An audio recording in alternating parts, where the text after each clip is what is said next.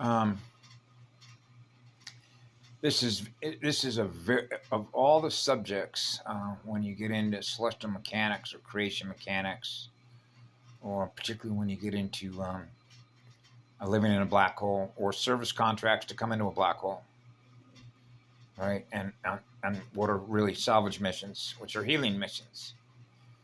And so, for anybody that's ever watched my videos, because I just put this on record, okay, just to be able to release it. And for anybody that ever sees it, they can thus learn to what I've experienced, the relationships that I've had since I was a little boy, when I acknowledged I was in a fallen system, okay? And so I realized in 2016, when I lit myself on fire and did a complete rewind, I realized I wrote my own timeline. And then when I shared a lot of very deeply personal stuff of things I've experienced with my clan mother, I realized that unless you experience what it's like to experience being me, and you're not me, then it's going to be very difficult for people to understand why I would ever choose, for example, to be a drug addict, an alcoholic, go in jail, and go into prisons. Okay? So I put a video up that was not uncoincidentally held in the UCLA, which has a film archive, okay? And the name of that film is called We're Alive. Now, this is going to tie directly to black holes when you get into living light and dead light, inorganic dead light, and the beast technology system, okay? If you take the time to go to the UCLA archive, okay, and pull up a documentary that was filmed by the UCLA Film Commission. And in the front, it says Illuminati, okay? This was a documentary that was put together, okay, by women on the outside and women on the inside of prison. And what you see in the very beginning is a scene where you see all these women that are in like little stations, sitting in chairs with typewriters. And then you'll see the same thing in a prison, a women's prison. And one of the things that the woman had said is that we're paying our oppressor to be held in prison. That's exactly right. Okay? That's what it's like to be in a black hole.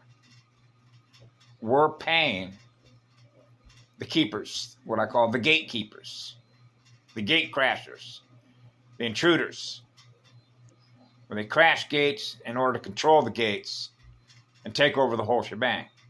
Okay? That's what it likes to experience this.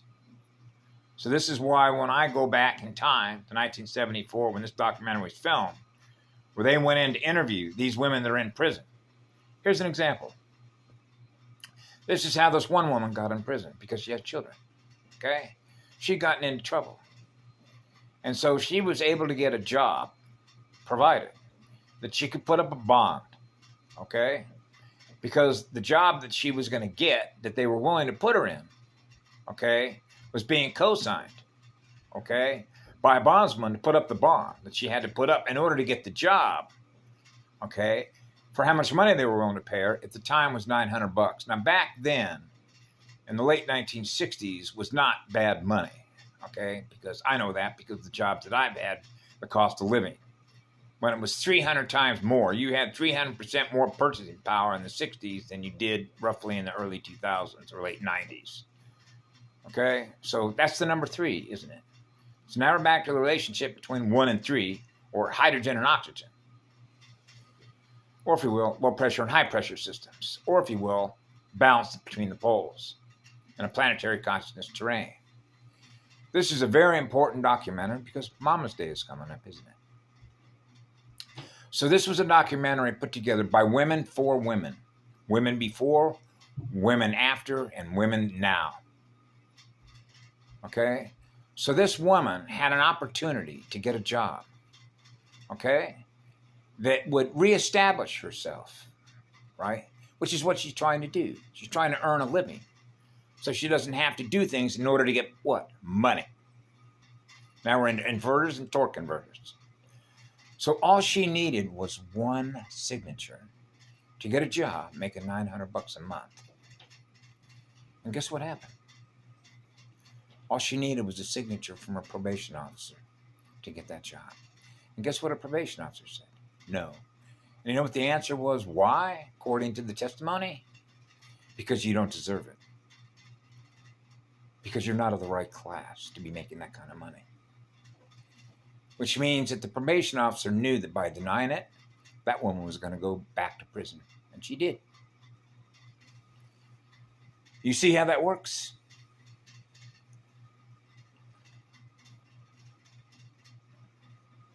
Inverters. So what it means is that the prison compound is being managed and run by inverters. Okay? That are sucking energy out of everything. So I know what it's like because I spent an awful lot of time in jails, okay? Homeless shelters, prisons, rehab centers, psychiatric hospitals, okay? And so you would say, well, why would you choose to go experience that? To learn. To learn what it's like, what they do to us. To learn what it's like when somebody's trying to love you and they're wanting to abuse you. And manage to restore your spirit and restore your soul so that you're still experiencing being what love is. That's why I did it. Don't you not think that God, who's eternal love, would be willing, because I experience that love through my heart, would not be in fear of going into prison to bring that energy in there to those people? To let them know that they're still being loved? And that there's hope, if you will? That there's a way to restore that? So now you get into the 12-step stuff, which is giving back, which is love and service to others. As a result of a spiritual awakening, as a result of the work that's being done, that's been done on the invisible landscape, on behalf of all creation that we give love to. That's the truth of it. This is a very powerful documentary, because what I realized is when I was in these jails and in these hospitals, I'm looking at me. I'm looking at what happened to me. Because these are my relatives.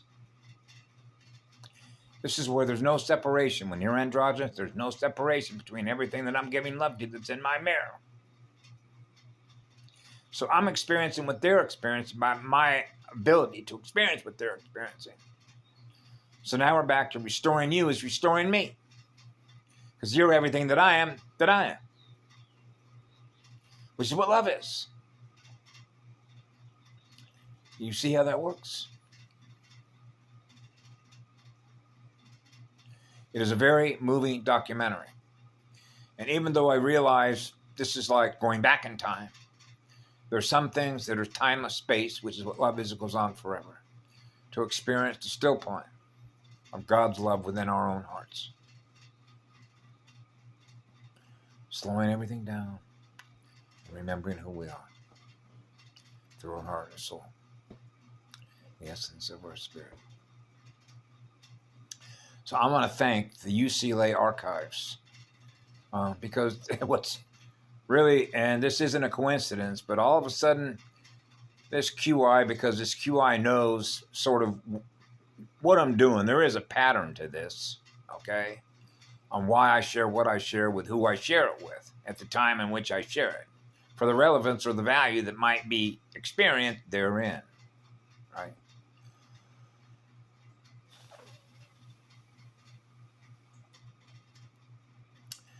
So I wanted to thank the UCLA Film Archive because they have a lot of very powerful stuff. You go back into some of this archives, it's just like, whoa, all this stuff is being produced and being experienced and being shown in the public domain. And what's really remarkable about this is that this was in 1974.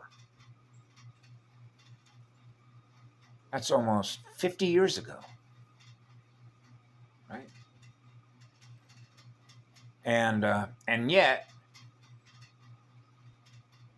what happened and what they show is just as relevant today as it was then, particularly with Mother's Day coming up. All right, celebrating the wisdom of a birth giver, caretakers, right, caregivers, right, the love that a child feels or the fetus feels, right, upon entry into a spiritual realm, right.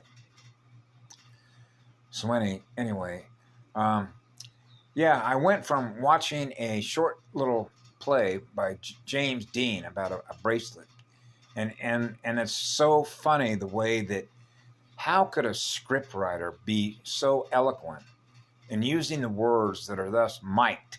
You know, the old saying goes, the mic drops. When the opening scene in this movie called, it's a play actually, a black and white play made in the early 50s called Run Like a Thief.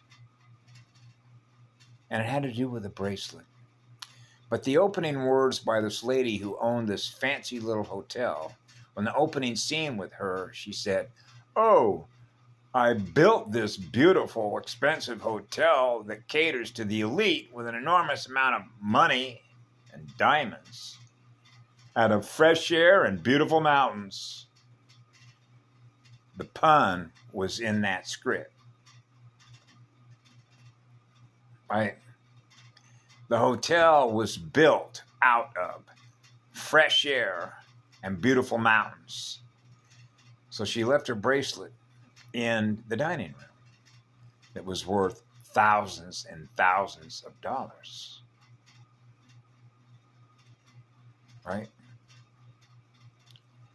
And so it's not it's a beautiful little play to see how this sort of works about what I remember growing up as a kid.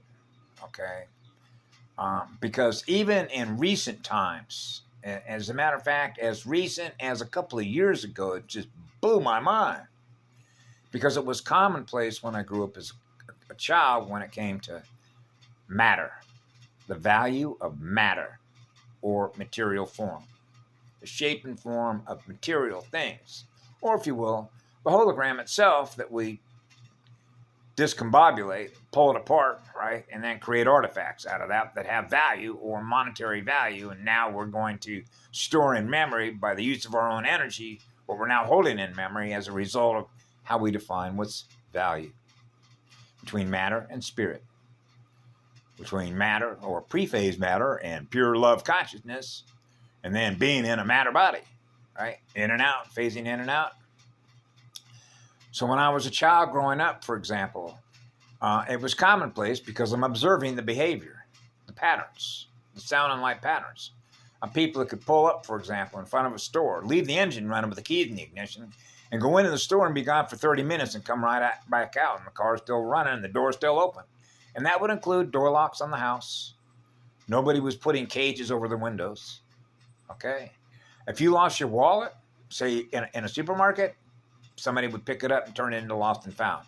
And there was almost always, without fail, lost and found in stores where people naturally pick it up and say, it doesn't belong to me. Right?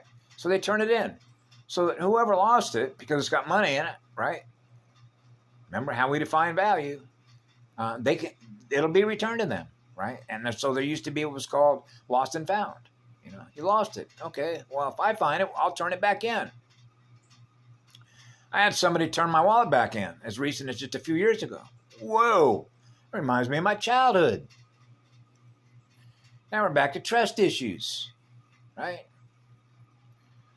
Yeah. So the name of that play was called Run Like a Thief. Now you can tie that directly into body snatchers, right? Jumping from vehicle to vehicle, right? Trying to outrun, right? Accountability. Stuck in a black hole. Needs a source of energy, right? To maintain what it's aware of in energy before it implodes, right? See ya. Return to source. Return to sender, right? That kind of stuff. So this is a very powerful documentary. So I want to thank UCLA and for maintaining the library, that this stuff is still available for people to learn from ourselves, our mirror, right? And so it's amazing that you know how that sort of came about after I watched the little play called Run Like a Thief, and then all of a sudden there it is. That means that there's a cross-indexing that's taking place in an electrodynamic library of how the two are related to current events, right, that I share with others, right? And put my mic up there, right? It helps for me to communicate to others why I experience what I experience from what I learn. I share with all the others why we're here, right? Yeah. Have a good night. I love you all. Be good to yourselves.